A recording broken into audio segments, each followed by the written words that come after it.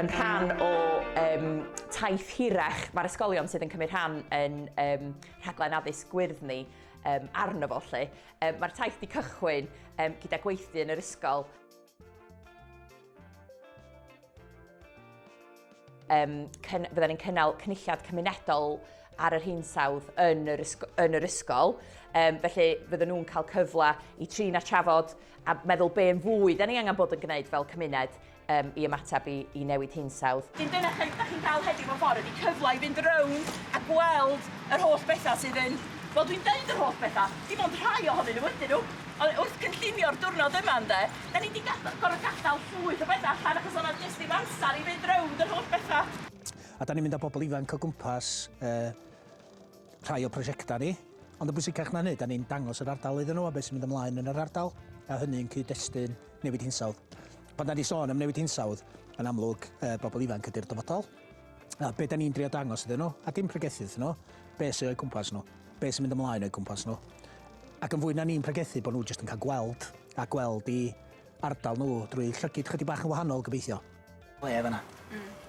Bach. Mae chi mynd o fama i rownd y byd. Ie. Pa mae economi drwg dyn? Bingo. Protect the economy. Economy ni really drwg. Da ni gwerthu llechi a yet again mae economi ni drwg. Make it make sense. Da ni wedi creu yr log store yma. Da ni'n cymryd coed gan y cyngor a'r parc. Da ni'n llifo fo, da ni'n dod o i fama, da ni'n siopio fo, da ni'n reid o yn y shed, a wedyn da ni'n reid o allan bobl sydd ddim yn gallu fforddio cynnesu tai nhw. Mae'n efo bod pobl yn gallu gael heating ag yn y bwyd felly. Ne? Pam dyn nhw'n gallu fforddio fel delchig?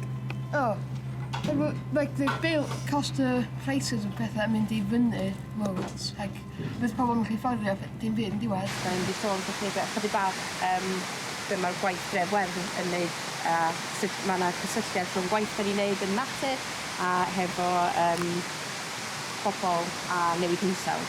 OK, chi'n sgwisio fo. Sgwish. Wedyn, yn y dau tre yma, mae gennym ni chydig bach o llwch lli, ond mae yna hada bloda gwyllt i fewn o fama.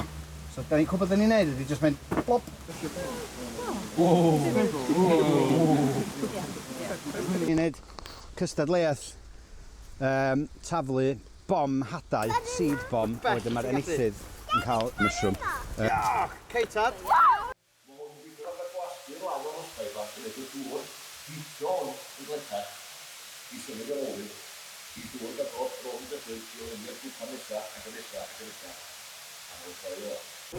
They are very quiet. They don't use fuel. Exactly.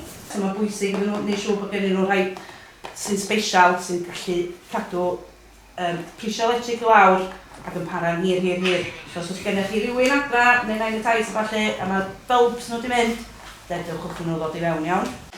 Dwi fod yn dysgu bwydydd gwahanol lle maen nhw'n tyfu a sut da ni angen tyfu pethau hynny. Felly da ni'n gallu gwneud tyfu gwahanol planhigion yn blaenau, felly da ni'n gallu cael rhai sy'n iachach i cyfle. Dwi jyst eisiau diolch yn fawr iawn i bawb sydd wedi helpu wneud i heddiw ddigwydd. Yn arbennig i Grifs Welsh Slayton, Llechwedd ac i Eryl sydd wedi bod yn tywys y plant rownd yr hydro yn Panterafon. Dwi hefyd eisiau diolch yn fawr iawn i Antur Stiniog sydd wedi darparu bysys a gyrwyr i ni gallu mynd â plant o un lle i llall. Hefyd i holl staff y Dref Werdd sydd wedi bod yn cynnal gweithgareddau heddiw ac hefyd i staff Cwmni Bro Ffestiniog sydd wedi bod yn cynnal gweithgareddau heddiw hefyd.